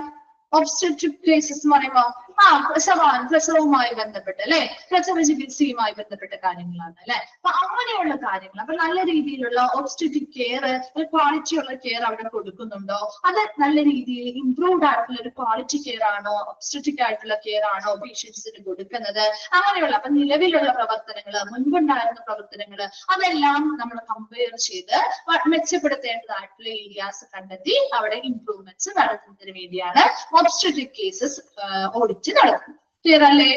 ഇൻഫെക്ഷൻ കൺട്രോളുമായി ബന്ധപ്പെട്ട ഓഡിറ്റ് എന്തായിരിക്കാം? എന്തായിരിക്കും ഒരു ഇൻഫെക്ഷൻ കൺട്രോളുമായി ബന്ധപ്പെട്ട ഓഡിറ്റ്? എന്തായിരിക്കാം? ഇനിയും നിങ്ങൾക്ക് പറയാമല്ലോ, ഇൻഫെക്ഷൻ കൺട്രോളുമായി ബന്ധപ്പെട്ട് ഓഡിറ്റ് എന്തായിരിക്കാം? ഏതൊക്കെയാണ് ഇൻഫെക്ഷനുമായി ബന്ധപ്പെട്ട പൊട്ടൻഷ്യൽ സോഴ്സസ് ഏതാണെന്ന് കണ്ടെത്തുന്നു, അല്ലെ? സോഴ്സ് കണ്ടെത്തുന്നു. അതുമായി ബന്ധപ്പെട്ട് നമുക്ക് എങ്ങനെ പേഷ്യൻസുമായി ബന്ധപ്പെട്ട് എങ്ങനെ സേഫ്റ്റി നമുക്ക് ഉറപ്പുവരുത്താൻ പറ്റും, ഈ ഇൻഫെക്ഷൻ നമുക്ക് എങ്ങനെ കൺട്രോൾ ചെയ്യാൻ പറ്റും, അതുമായി ഇപ്പൊ കൺട്രോൾ ചെയ്യുന്നതിന് വേണ്ടി ഉപയോഗിച്ചിട്ടുള്ള പ്രൊസീജിയേഴ്സ് ഒക്കെ എത്രത്തോളം എഫക്റ്റീവ് ആണ്, ഇങ്ങനെയുള്ള കാര്യങ്ങളൊക്കെ നമ്മൾ ഓഡിറ്റിംഗ് ചെയ്യുന്നതിനെയാണ് ഇൻഫെക്ഷൻ കൺട്രോൾ ഓഡിറ്റ് എന്ന് പറയുന്നത്. ഓക്കെ ആണോ? Nursing audit. നഴ്സിംഗ് ഓഡിറ്റ് എന്ന് പറയുമ്പോൾ എന്തായിരിക്കാം? നഴ്സിംഗ് ഓഡിറ്റ് നഴ്സിംഗ് കെയറുമായി ബന്ധപ്പെട്ട അവിടുത്തെ ക്വാളിറ്റി, അല്ലെ, അങ്ങനെയുള്ള കാര്യങ്ങളൊക്കെ കൃത്യമായിട്ട് വിലയിരുത്തൽ നടത്തുന്നതിനെയാണ് നഴ്സിംഗ് ഓഡിറ്റ് എന്ന് പറയുന്നത്. അവിടെ പേഷ്യൻസിനെ കൃത്യമായ പേഷ്യൻസിന്റെ റെക്കോർഡുകൾ പരിശോധിക്കുന്നു, മറ്റു ഡോക്യുമെന്റ്സ് കാര്യങ്ങളൊക്കെ പരിശോധിച്ച് ക്വാളിറ്റിയുള്ള നഴ്സിംഗ് കെയർ ആണ് അവിടെ കൊടുക്കുന്നത് എന്ന് വിലയിരുത്തുന്നതിനെയാണ് നഴ്സിംഗ് ഓഡിറ്റ് ചെയ്യാന്ന് പറയുന്നത്. അടുത്തതാണ് ഡെത്ത് ഓഡിറ്റ്. മരണവുമായി ബന്ധപ്പെട്ട്, അല്ലെ, മരണവുമായി ബന്ധപ്പെട്ട് ഡെത്ത് ഓഡിറ്റുകൾ നടത്തുന്നത്. ഇതൊരു സിസ്റ്റമാറ്റിക് ആയിട്ട് നമ്മൾ ഡോക്യുമെന്റ്സ് കാര്യങ്ങളൊക്കെ പരിശോധിച്ച് ആ ഡെത്തിന്റെ കാരണം എന്താണ്, ഈ അതിനു വേണ്ടിയുള്ള ആ ഒരു മരണത്തിനുണ്ടാക്കിയിട്ടുള്ള ഫാക്ടേഴ്സ്, ഘടകങ്ങൾ, കാര്യങ്ങൾ, ഇങ്ങനെയുള്ള കാര്യങ്ങളെല്ലാം വിലയിരുത്തുന്നതിനെയാണ് ഡെത്ത് ഓഡിറ്റ് എന്ന് പറയുന്നത്. അപ്പൊ ഓരോ സംഭവങ്ങൾ, ഓരോ കേസുമായി ബന്ധപ്പെട്ടും നമ്മൾ ഓഡിറ്റിങ്ങുകള്, ക്ലിനിക്കൽ ഓഡിറ്റുകൾ നടത്താറുണ്ട്. അപ്പൊ അതിനെ ഓരോ ഏരിയയിലും ഇംപ്രൂവ്മെന്റ്സ് നടത്തുന്നതിന് വേണ്ടിയാണ് ഇങ്ങനെയുള്ള ഓഡിറ്റുകൾ നടത്തുന്നത്. അപ്പൊ ആ ഓരോ ഏരിയയിലും എന്തൊക്കെ മെച്ചപ്പെടുത്തലുകളാണോ വരുത്തേണ്ടത്, ആ ഏരിയാസ് ഐഡന്റിഫൈ ചെയ്ത് അതിനുള്ള പ്രവർത്തനങ്ങൾ ചെയ്യാൻ വേണ്ടിയാണ് ഇങ്ങനെ ഓരോ ഏരിയയിലും സ്പെഷ്യലൈസ്ഡ് ആയിട്ടിരുന്ന് അവിടെ ഓഡിറ്റിംഗ് നടത്തുന്നത്. ഓക്കെ ആണോ? Types of clinical audit.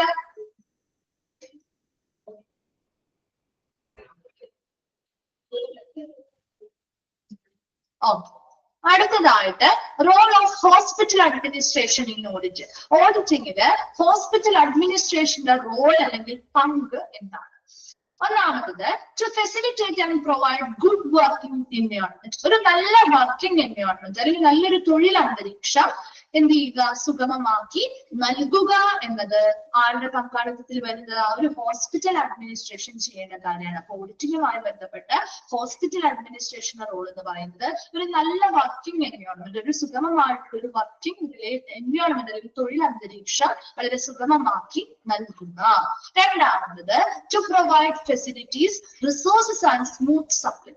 ഇനി അവിടെ കൊടുത്ത് ഇപ്പൊ ഒരു സർവീസ് കൊടുക്കണമെങ്കിൽ അല്ലെങ്കിൽ ഹോസ്പിറ്റൽ നല്ല രീതിയിൽ പ്രവർത്തിക്കണമെങ്കിൽ അതിനാവശ്യമായ സൗകര്യങ്ങള്, വിഭവങ്ങള് വളരെ സുഗമമായിട്ട് വിതരണം ചെയ്തു കൊടുക്കേണ്ടത് ഒരു ഹോസ്പിറ്റൽ അഡ്മിനിസ്ട്രേഷൻ ആണ് ചെയ്യേണ്ടത്. മൂന്നാമത് to motivate to enable the medical care providers to work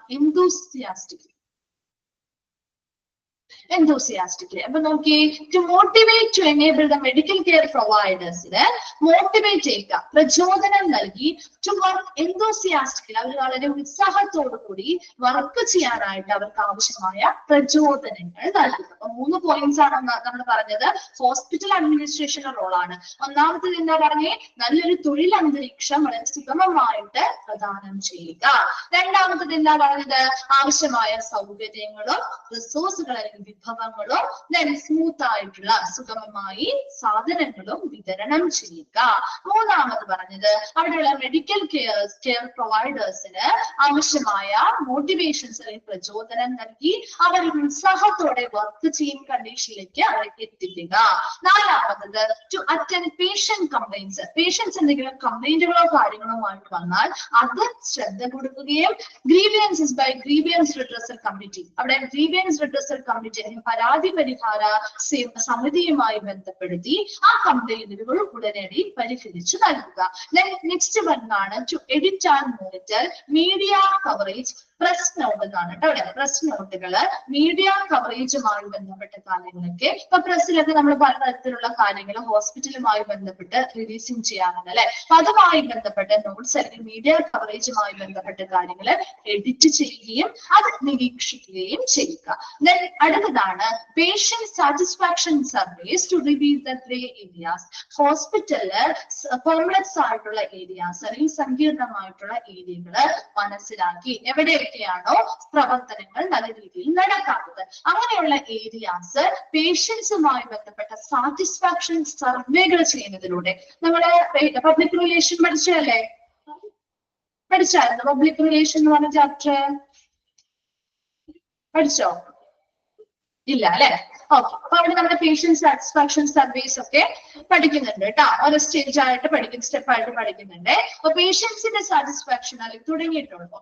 പേഷ്യൻസിന്റെ satisfaction എന്ന് പറഞ്ഞാൽ അവരുടെ സംതൃപ്തി ഇപ്പൊ ഒരു സർവീസ് കൊടുത്താൽ അതിൽ പേഷ്യൻസ് എത്രത്തോളം അതിൽ സാറ്റിസ്ഫൈഡ് ആണെന്ന് മനസ്സിലാക്കാൻ വേണ്ടിയിട്ട് നമ്മൾ സർവേകൾ നടത്തും. അപ്പൊ അങ്ങനെയുള്ള സർവേകളിലൂടെയൊക്കെ ആ പേഷ്യൻസിന് കൊടുക്കുന്ന സർവീസുകളിൽ ഏതൊക്കെ മേഖലകളിലാണ് ഇംപ്രൂവ്മെന്റ് നടത്തേണ്ടത് അല്ലെങ്കിൽ ഏതൊക്കെ മേഖലകളാണ് സങ്കീർണമായിട്ട് വ്യക്തതയില്ലാതെ ഇരിക്കുന്നത് ആ മേഖലകൾ കൃത്യമായിട്ട് തിരിച്ചറിയാനായിട്ട് ഈ പേഷ്യന്റ് സർവേകള് നടത്തുകയാണ്. നെക്സ്റ്റ് പറയുന്നത് ടു കണ്ടക്ട് എക്സിറ്റ് ഇന്റർവ്യൂ. അതായത് ഗ്രേ ഏരിയാസ് ആണ്, വ്യക്തമല്ലാത്ത അല്ലെങ്കിൽ വളരെ ഡെഫിഷ്യൻസി ഉള്ള ഏരിയാസ് ഏതൊക്കെയാണ്. അപ്പൊ സർവീസുകൾ കൊടുക്കുന്നതിൽ ഇംപ്രൂവ്മെന്റ് വരുത്തേണ്ട ഏരിയാസ് ഉണ്ടാവില്ലേ?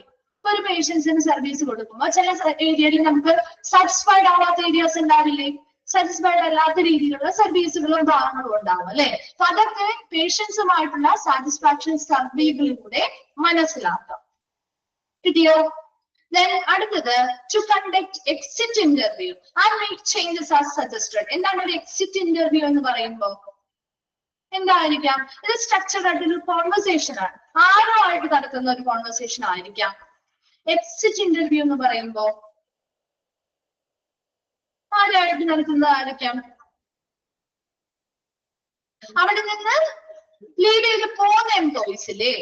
അവിടെ വർക്ക് ചെയ്തിട്ട് ലീവ് ചെയ്ത് പോകുന്ന എംപ്ലോയീസ് ഇല്ലേ? ജീവനക്കാരൻ. അവരിൽ നിന്ന് ഫീഡ്ബാക്ക് കാര്യങ്ങൾ എടുക്കാനുള്ളതാണ് ശരിക്കും എക്സിറ്റ് ഇന്റർവ്യൂവിന്റെ ഉദ്ദേശം. ഇപ്പൊ ഡോക്ടേഴ്സ് ആവാം, മറ്റ് സ്റ്റാഫുകളാവാം കേട്ടോ, ആരും ആയിക്കോട്ടെ. അവിടെ നിന്ന് ലീവ് ചെയ്തു പോകുന്ന എംപ്ലോയീസിൽ നിന്ന് അവരിവിടുത്തെ എക്സിറ്റ് ചെയ്ത് പോവാല്ലേ, അവരുമായിട്ട് ഒരു ഇന്റർവ്യൂ എടുക്കുന്നു. അപ്പൊ അങ്ങനെ ഇന്റർവ്യൂ എടുക്കുന്ന സമയത്ത് അവർക്ക് എന്താണ് ഇതിന്റെ പ്രധാന ലക്ഷ്യം എന്ന് പറയുന്നത്? അവരുടെ എക്സ്പീരിയൻസിൽ നിന്ന് അവർക്ക് മനസ്സിലായിട്ടുള്ള കാര്യങ്ങൾ അല്ലെ, ഏതൊക്കെ ഏരിയാസിൽ ഇംപ്രൂവ്മെന്റ് നടത്തണം, എങ്ങനെയുള്ള ഫീഡ്ബാക്ക് കാര്യങ്ങൾ അവരിൽ നിന്ന് എടുത്തുകൊണ്ട് അതിനനുസരിച്ചുള്ള സജഷൻസ് അനുസരിച്ച് എംപ്ലോയീസ് എക്സിറ്റ് ഫോം ഉണ്ട് അല്ലെ? ശരിയാണ്. അപ്പൊ അങ്ങനെയുള്ള സജഷൻസ് എന്ത് ചെയ്യണം? നമുക്ക് അവിടെ ചേഞ്ചസ് വരുത്താൻ വേണ്ടിയിട്ടാണ് അത് ചെയ്യുന്നത് കേട്ടോ. അടുത്തത് to frame clear cut objectives and policies. വ്യക്തമായിട്ടുള്ള ലക്ഷ്യങ്ങളോ പോളിസികൾ അല്ലെങ്കിൽ നയങ്ങളോ രൂപപ്പെടുത്തേണ്ടതും ഒരു ഹോസ്പിറ്റൽ അഡ്മിനിസ്ട്രേഷൻ ആണ് ചെയ്യുന്നത്. ഹോസ്പിറ്റൽ അഡ്മിനിസ്ട്രേഷൻ ഓഡിറ്റിംഗുമായി ബന്ധപ്പെട്ട് ചെയ്യേണ്ടതാണ്. ഒരു നല്ലൊരു വർക്കിംഗ് റിലേഷൻഷിപ്പ് അല്ലെങ്കിൽ വർക്കിംഗ് ആയിട്ടുള്ള ഒരു തൊഴിൽപരമായ ഒരു അന്തരീക്ഷം പ്രദാനം ചെയ്യണം. അതുപോലെ ആവശ്യമായ സൗകര്യങ്ങളോ വിഭവങ്ങളോ വളരെ സ്മൂത്ത് ആയിട്ട് വിതരണം ചെയ്യണം. അതുപോലെ തന്നെ മെഡിക്കൽ കെയർ പ്രൊവൈഡേഴ്സിന് ആവശ്യമായ പ്രചോദനങ്ങൾ നൽകി അവരെ ഉത്സാഹത്തോടെ വർക്ക് ചെയ്യിപ്പിക്കാനുള്ള പ്രചോദനങ്ങൾ നൽകുക. അതുപോലെ പേഷ്യൻസിന്റെ കംപ്ലൈന്റ് കാര്യങ്ങൾ അറ്റൻഡ് ചെയ്ത് ഗ്രീവിയന്റ് റിഡ്രസൽ സെല്ലിൽ കൊടുത്ത് അത് കൃത്യമായ പരാതികൾക്കുള്ള പരിഹാരങ്ങൾ കണ്ടെത്തി നൽകുക. മീഡിയ കവറേജ് അല്ലെങ്കിൽ പ്രസ് റിപ്പോർട്ടുകളുമായി ബന്ധപ്പെട്ട പ്രസ് നോട്ടുകൾ എഡിറ്റ് ചെയ്യുകയും അത് നിരീക്ഷിക്കുകയും ചെയ്യുക. അതുപോലെ പേഷ്യൻസിൽ നിന്നും സാറ്റിസ്ഫാക്ഷൻ സർവേകളിലൂടെ ആ ഹോസ്പിറ്റലിൽ നൽകുന്ന ഡെഫിഷ്യന്റ് ആയിട്ടുള്ള ഏരിയാസ് അല്ലെങ്കിൽ കോംപ്ലക്സ് ഏരിയാസ് ഏതൊക്കെയാണ്, സർവീസുകൾ മികച്ചതല്ലാത്ത എക്സ്പീരിയൻസ് കിട്ടാത്ത ഏരിയാസ് ഏതൊക്കെയാണെന്നുള്ളത് മനസ്സിലാക്കുക.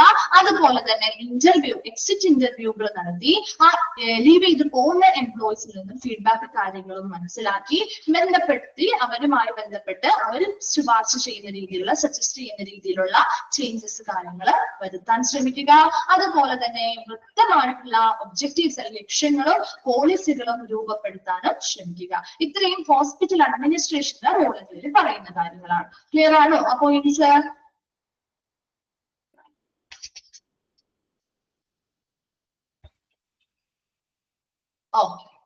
നെക്സ്റ്റ് നമ്മൾ നോക്കാൻ പോകുന്നത് അഡ്വാൻറ്റേജ് ഓഫ് ക്ലിനിക്കൽ ഓഡിറ്റ്. ഒരു ക്ലിനിക്കൽ ഓഡിറ്റ് ചെയ്യുന്നതിന്റെ അഡ്വാൻറ്റേജസ് അല്ലെങ്കിൽ ഗുണങ്ങൾ എന്തൊക്കെയാണ്? അതിലൊന്നാമതാണ് എഡ്യൂക്കേഷണൽ ആക്ടിവിറ്റി.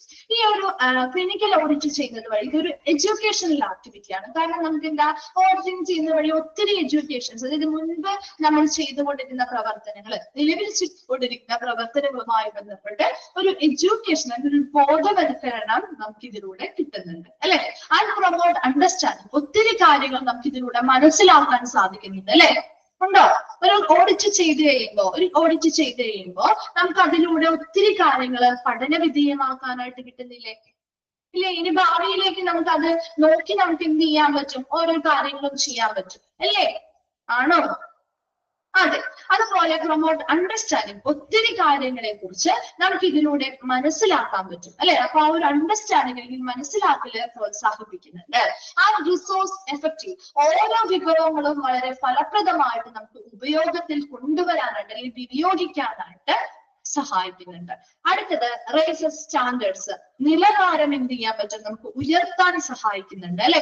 എവിടെയൊക്കെയാണോ സ്റ്റാൻഡേർഡ്സ് കുറവുള്ളത് ആ ഭാഗങ്ങൾ നമുക്ക് കണ്ടെത്തി അവിടുത്തെ സ്റ്റാൻഡേർഡ്സ് അല്ലെങ്കിൽ നിലവാരം നമുക്ക് മെച്ചപ്പെടുത്തി കൊണ്ടുവരാൻ സഹായിക്കുന്നില്ലേ ഓഡിറ്റിംഗ് വഴി?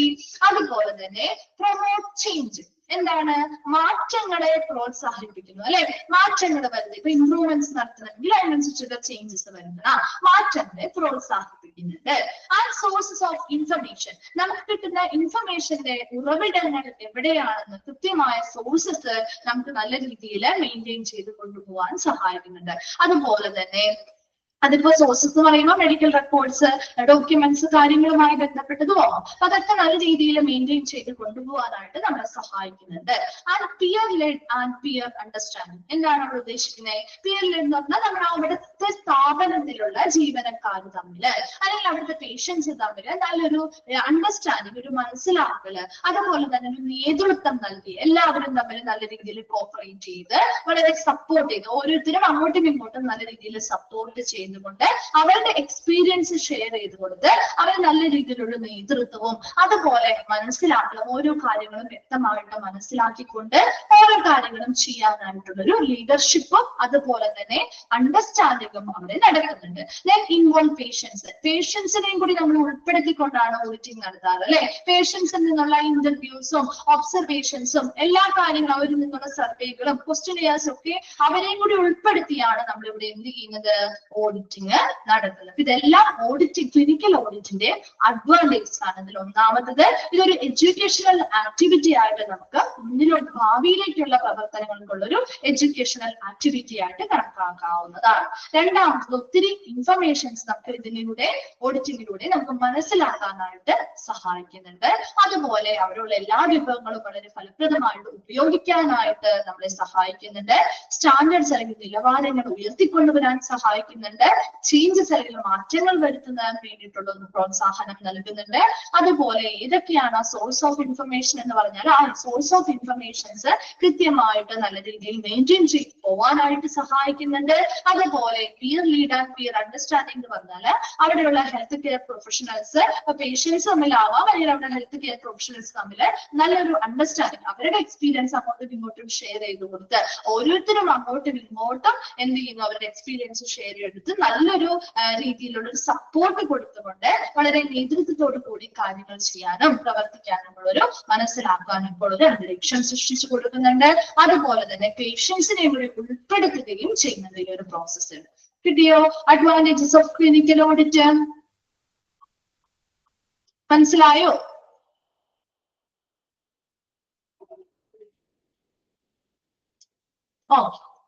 നെക്സ്റ്റ് വരുന്നതാണ് problems in medical audit. Medical ഓഡിറ്റുമായി ബന്ധപ്പെട്ട പ്രോബ്ലംസ് അല്ലെങ്കിൽ പ്രശ്നങ്ങളാണ് ഇവിടെ പറയുന്നത്. അപ്പൊ മെഡിക്കൽ ഓഡിറ്റുമായി ബന്ധപ്പെട്ട് നേരിടേണ്ടി വരുന്ന പ്രോബ്ലംസ് അല്ലെങ്കിൽ പ്രശ്നങ്ങളാണ്. ഫസ്റ്റ് വൺ ആണ് lack of organised medical record. ചിലപ്പോൾ നല്ല രീതിയിൽ ഓർഗനൈസ്ഡ് ആയിട്ടുള്ള മെഡിക്കൽ റെക്കോർഡുകളുടെ ഒരു അഭാവം മൂലം നമുക്ക് നല്ല രീതിയിൽ ചിലപ്പോൾ മെഡിക്കൽ ഓഡിറ്റുകൾ ചെയ്യാൻ സാധിക്കും. നമ്മൾ മെഡിക്കൽ ഓഡിറ്റ് പഠിച്ചിരുന്നില്ലേ? പഠിച്ചിരുന്നോ മെഡിക്കൽ ഓഡിറ്റ്? പഠിച്ചില്ലേ? ഓർക്കുന്നില്ലേ? മെഡിക്കൽ ഓഡിറ്റിൽ എന്താ പറഞ്ഞത്? മെഡിക്കൽ ഓഡിറ്റ് നമ്മൾ എങ്ങനെയാ ചെയ്യാ? എന്തിന്റെയൊക്കെ സഹായത്തോടു കൂടിയാണ് മെഡിക്കൽ ഓഡിറ്റ് ചെയ്യുന്നത്? മെഡിക്കൽ റെക്കോർഡുകളെ സൂക്ഷ്മ പരിശോധനയിലൂടെയാണെന്ന് പറഞ്ഞു അല്ലെ. പഠിച്ചിരുന്നോ? മെഡിക്കൽ റെക്കോർഡുകളുടെ സൂക്ഷ്മ പരിശോധനയിലൂടെ. അപ്പൊ ഇവിടെയും അത് തന്നെയാ പറയുന്നത്. നോക്കിയേ, മെഡിക്കൽ റെക്കോർഡുകളുടെ അല്ലെ മെഡിക്കൽ റെക്കോർഡ്, അതായത് മുൻകാലത്തുള്ള മെഡിക്കൽ റെക്കോർഡുകളുടെ സൂക്ഷ്മ പരിശോധനയിലൂടെയാണ് നമ്മൾ അത് മെഡിക്കൽ ഓഡിറ്റ് ചെയ്യുന്നത്. അപ്പൊ ഇവിടെയും ഒരു നല്ല രീതിയിലുള്ള ഒരു ഓർഗനൈസ്ഡ് ആയിട്ടുള്ള മെഡിക്കൽ റെക്കോർഡുകൾ ഇല്ലെങ്കിൽ അതിന്റെ ഒരു അഭാവം മൂലം മെഡിക്കൽ ഓഡിറ്റ് നമുക്ക് നല്ല രീതിയിൽ ചെയ്യാൻ പറ്റുമോ? മെഡിക്കൽ ഓഡിറ്റ് നല്ല രീതിയിൽ ചെയ്യാൻ പറ്റും? ഇല്ല. അപ്പൊ അതൊരു പ്രോബ്ലം ആണ്, അവർ ഫേസ് ചെയ്യുന്ന ഒരു പ്രോബ്ലം ആണ്. അത് മെഡിക്കൽ ഓഡിറ്റ് ചെയ്യാൻ വേണ്ടിയിട്ട് ഫേസ് ചെയ്യുന്ന ഒരു പ്രോബ്ലംസ് ആണ് കേട്ടോ പറയുന്നത്. ഇതിൽ ഒന്നാമത്തത് നല്ല വെൽ ഓർഗനൈസ്ഡ് ആയിട്ടുള്ള ഒരു മെഡിക്കൽ റെക്കോർഡുകൾ ഇല്ലാത്തതിന്റെ അല്ലെങ്കിൽ അതിന്റെ ഒരു അഭാവമാണ് ഒന്നാമത്തെ പ്രശ്നം. രണ്ടാമത്തത് ഇൻകംപ്ലീറ്റ് ആയിട്ടുള്ള റെക്കോർഡ്, പൂർണ്ണമായിട്ടില്ല റെക്കോർഡ്, പൂർത്തിയാവാത്ത റെക്കോർഡ് ആവാം, അല്ലെങ്കിൽ പുവർ ക്വാളിറ്റിയിലായിരിക്കും അത് മെയിൻറ്റെയിൻ ചെയ്തിട്ടുണ്ടാവാം, നല്ല ക്വാളിറ്റിയിലൊന്നുമല്ല.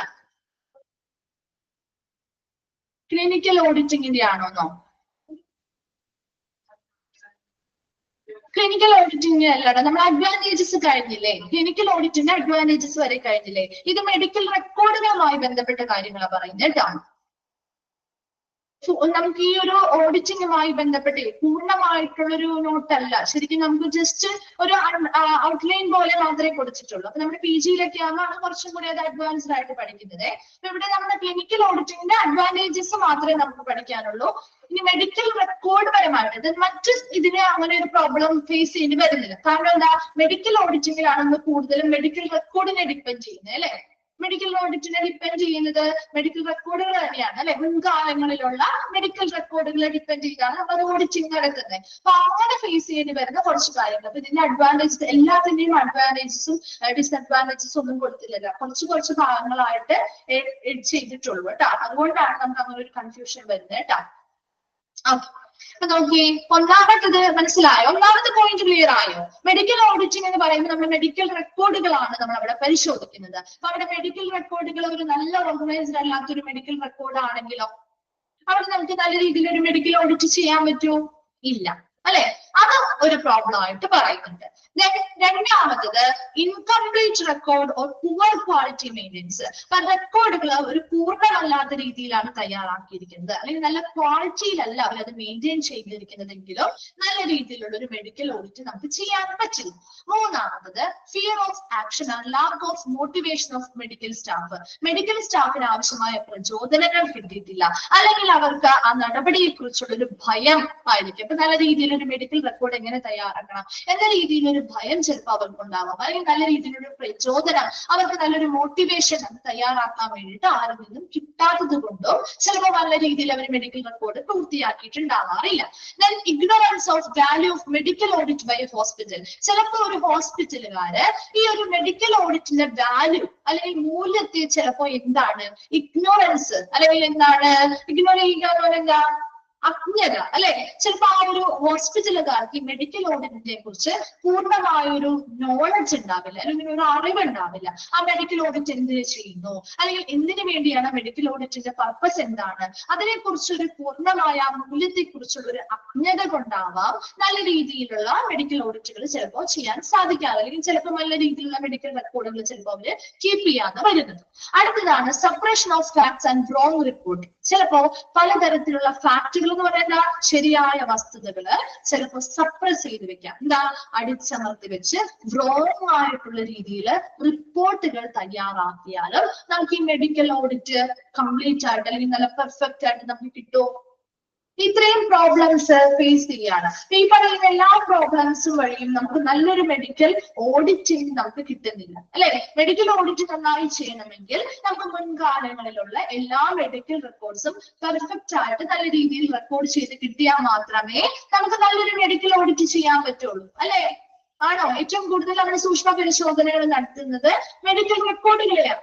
ആ മെഡിക്കൽ റെക്കോർഡുകളിൽ എന്തെങ്കിലും വ്യത്യാസങ്ങൾ വന്നാൽ ആ ഓഡിറ്റ് പൂർണ്ണമാകും, അല്ലെങ്കിൽ ശരിയായ റിസൾട്ട് കിട്ടോ, ആക്യുറേറ്റ് ആയിട്ടുള്ള റിസൾട്ട് കിട്ടോ? ഇല്ല. അപ്പൊ അങ്ങനെയുള്ള പ്രോബ്ലംസിലൂടെ നമുക്ക് നല്ലൊരു മെഡിക്കൽ ഓഡിറ്റ് ചെയ്യാൻ സാധിക്കുന്നില്ല. അപ്പൊ അതിന് എന്തൊക്കെ പ്രോബ്ലംസ് ആണെന്നുള്ളതാണ്. ഒന്നാമത്തത് മെഡിക്കൽ ഓഡിറ്റിങ് ചെയ്യാൻ വേണ്ടി നല്ലൊരു മെഡിക്കൽ റെക്കോർഡുകളുടെ ഓർഗനൈസ്ഡ് ആയിട്ടുള്ള മെഡിക്കൽ റെക്കോർഡുകളുടെ അഭാവമാവാം, അല്ലെങ്കിൽ ഇൻകംപ്ലീറ്റ് ആയിട്ടുള്ള റെക്കോർഡാണ് കിട്ടുന്നതായിരിക്കാം, അല്ലെങ്കിൽ പുവർ ക്വാളിറ്റിയിൽ മെയിൻറ്റെയിൻ ചെയ്തൊരു റെക്കോർഡ് ആയിരിക്കാം ചിലപ്പോൾ കിട്ടുക, അല്ലെങ്കിൽ ചിലപ്പോൾ ഫിയർ ഓഫ് ആക്ഷൻ, പേടി അല്ലെ, ആ ഒരു ആക്ഷൻ നടപടിയെ കുറിച്ചുള്ള ഒരു ഭയം വിനയമാവാം, അല്ലെങ്കിൽ ലാക്ക് ഓഫ് മോട്ടിവേഷൻ, ശരിയായ രീതിയിലൊരു മോട്ടിവേഷനോ കാര്യങ്ങളോ അവർക്ക് ഇത് ചെയ്യാൻ വേണ്ടിയിട്ട് ആ സ്റ്റാഫുകൾക്ക് ചിലപ്പോൾ കിട്ടിക്കാണില്ല.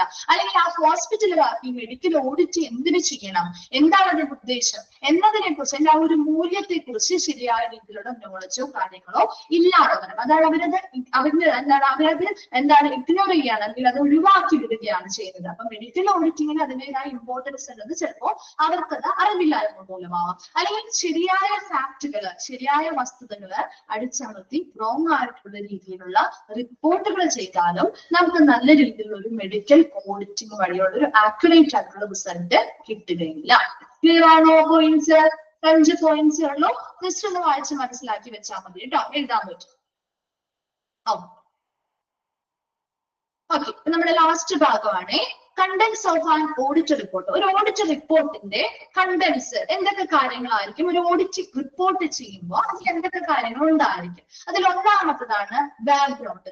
ഒരു പശ്ചാത്തലം, ഇപ്പൊ എന്തിനെ കുറിച്ചാണ് ഓഡിറ്റിംഗ് നടത്തുന്നത് അതിനെ കുറിച്ച് ഒരു ബാക്ക്ഗ്രൗണ്ട് അതിൽ കൊടുത്തിട്ടുണ്ടാവും. അതുപോലെ തന്നെ ലിറ്ററേച്ചർ റിവ്യൂ, ആ ഒരു ടോപ്പിക്കുമായി ബന്ധപ്പെട്ട് അല്ലെങ്കിൽ ആ ഒരു ഓഡിറ്റിംഗ് ചെയ്യുന്നതുമായി ബന്ധപ്പെട്ട് ഒരു ലിറ്ററേച്ചർ റിവ്യൂ, അല്ലെങ്കിൽ ഒരു മൊത്തത്തിലുള്ള ഒരു അവലോകനം കൊടുത്തിട്ടുണ്ടാവും. ഇപ്പൊ നമ്മളൊരു ആമുഖം കൊടുക്കുക അങ്ങനെയൊക്കെ പറയാറില്ലേ, നമ്മളൊരു സെമിനാർ അല്ലെങ്കിൽ അസൈൻമെന്റ് ഒക്കെ തയ്യാറാക്കില്ലേ, അപ്പൊ അതൊരു ബാക്ക്ഗ്രൗണ്ട്, ആ ഒരു ജസ്റ്റ് ജനറൽ ആയിട്ട് അതിനെ കുറിച്ച് കുറച്ച് കാര്യങ്ങൾ ഉണ്ടാവും.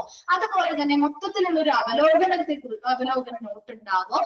അതുപോലെ ഏത് ക്രൈറ്റീരിയ അല്ലെങ്കിൽ ഏത് സ്റ്റാൻഡേർഡ്സ് അനുസരിച്ചാണ് നമ്മൾ ഈ പറയുന്ന ഓഡിറ്റിംഗ് ചെയ്തിരിക്കുന്നത് അത് വിശദീകരിച്ചിട്ടുണ്ടാവും. ഏതൊക്കെ മെത്തേഡ് അല്ലെങ്കിൽ പ്രോട്ടോകോൾസ് ആണ് നമ്മൾ ഈ ഒരു ഓഡിറ്റിംഗ് ചെയ്യാൻ വേണ്ടി അവിടെ ഉപയോഗിച്ചിട്ടുള്ളത് അതിനെ കുറിച്ചുണ്ടാവും. അതുപോലെ അതുവഴി നമുക്ക് കിട്ടിയ റിസൾട്ട് എന്താണ്, ആ റിസൾട്ടുകൾ ഉണ്ടാവും. അതുപോലെ തന്നെ റെക്കമെൻഡേഷൻ ഫോർ ചേഞ്ച്, മാറ്റങ്ങൾ വരുത്താൻ വേണ്ടിയുള്ള എന്തൊക്കെ ശുപാർശകളാണ് അതിൽ കൊടുത്തിട്ടുള്ളത് അത് കൃത്യമായിട്ട് രേഖപ്പെടുത്തിയിട്ടുണ്ടാവും. അതുപോലെ റെക്കമെൻഡേഷൻ ഫോർ ഫർദർ ഓഡിറ്റ്, ഇനി എന്താണ് നമുക്ക് അടുത്ത ഓഡിറ്റിംഗ് ചെയ്യേണ്ടത് അതിനു വേണ്ടിയുള്ള ശുപാർശകളും അതിലുണ്ടായിരിക്കും. അപ്പൊ ഒരു ഓഡിറ്റിംഗ് റിപ്പോർട്ടുമായി ബന്ധപ്പെട്ടുള്ള കണ്ടൻസ് അല്ലെങ്കിൽ കാര്യങ്ങളാണ് പറയുന്നത്. അപ്പൊ അതിൽ ഒന്നാമത് ബാക്ക്ഗ്രൗണ്ട്, ഏത് ടൈപ്പ് ഓഫ് ഓഡിറ്റ് ആണ് നമ്മൾ നടത്തിയത്, ആ ഓഡിറ്റിനെ കുറിച്ച് ഒരു ജനറൽ ആയിട്ടുള്ള ഒരു ബാക്ക്ഗ്രൗണ്ടുമായി ബന്ധപ്പെട്ട് കുറച്ച് കാര്യങ്ങൾ പറയാം. അതുപോലെ തന്നെ ആ ടോപ്പിക് ഏത് ഓഡിറ്റ് ആണോ നമ്മൾ ചെയ്തത് ആ കൃത്യമായിട്ട് സ്പെസിഫിക് ആയിട്ടുള്ള ടോപ്പിക്കുമായി ബന്ധപ്പെട്ട് ഒരു മൊത്തത്തിലുള്ള ഒരു റിവ്യൂ അല്ലെങ്കിൽ ഒരു അവലോകനം കൊടുത്തതാണ്. അതിനുശേഷം ഏത് ക്രൈറ്റീരിയ സ്റ്റാൻഡേർഡ്സ് ഉപയോഗിച്ചാണോ നമ്മൾ ഈ പറയുന്ന ഓഡിറ്റിംഗ് ചെയ്തത് അത് വിശദീകരിച്ച് കൊടുത്തിട്ടുണ്ടാവും. ഏത് മെത്തേഡ് അല്ലെങ്കിൽ ഏത് പ്രോട്ടോകോൾസ് അനുസരിച്ച് നമ്മളിവിടെ ഉപയോഗിച്ചുകൊണ്ടാണ് അത് നമ്മൾ വിലയിരുത്തൽ നടത്തിയത് അതുണ്ടാവും. അതിനുശേഷം നമുക്ക് കിട്ടിയ റിസൾട്ടുകൾ ഉണ്ടാവും. ഇനി ഏതൊക്കെ ചേഞ്ചസ് വരുത്താനാണ് റെക്കമെൻഡ് ചെയ്തിരിക്കുന്നത്, ശുപാർശകൾ വന്നിരിക്കുന്നത് അത് കൃത്യമായിട്ട് നോട്ട് ചെയ്ത് വെച്ചിട്ടുണ്ടാവും.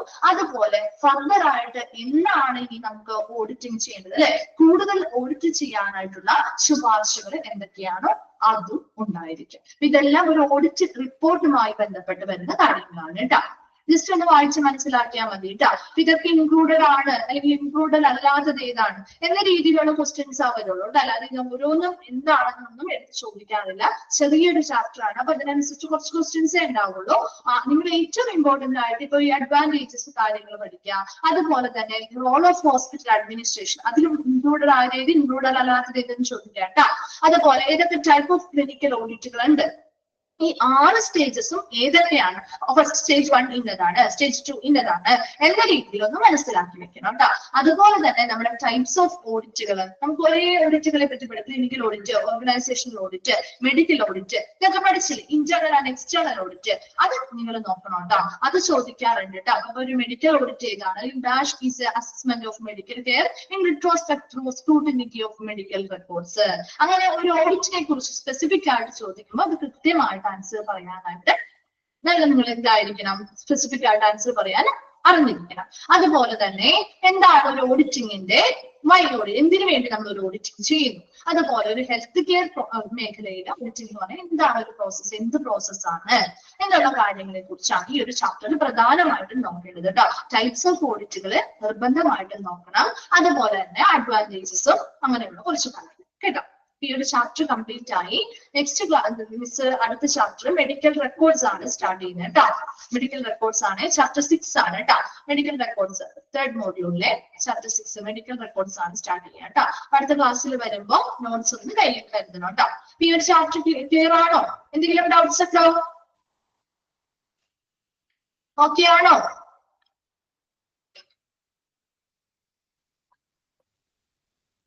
ഓക്കെ. അപ്പൊ എന്തെങ്കിലും ഡൗട്ട്സോ കാര്യങ്ങളോ ഉണ്ടെങ്കിൽ നെക്സ്റ്റ് ക്ലാസ്സിൽ വരുമ്പോൾ ചോദിക്കാം കേട്ടോ. Thank you.